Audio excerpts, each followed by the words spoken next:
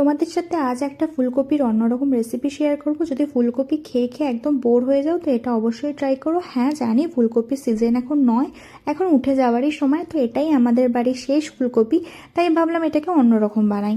তো প্রথমেই ফুলকপিটাকে কেটে ভালো করে ভেজে নিয়েছিলাম, বেশি রং যাতে চেঞ্জ না হয়। তারপরে সেই তেলে গোটা গরম মশলা ফোড়ন দিয়ে পেঁয়াজটাকে ডুমো ডুমো করে কেটেছিলাম, তারপরে রসুন আর আদা আর কাঁচা লঙ্কা দিয়ে ভালো করে ভেজে একটু জল দিয়ে ওটাকে ভাপিয়ে নিয়েছিলাম, তারপরে একটা ফাইন পেস্ট করে নিয়েছিলাম।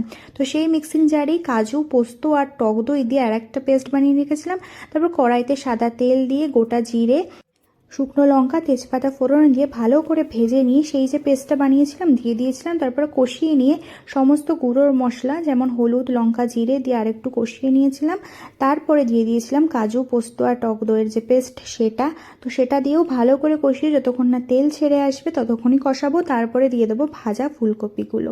এটাতে বেশি জল ইউজ করিনি, একটু মিক্সিং ধোয়া যে জলটা ছিল সেটাই দিয়েছি, কারণ এটা পুরোটাই দুধ দিয়ে হবে।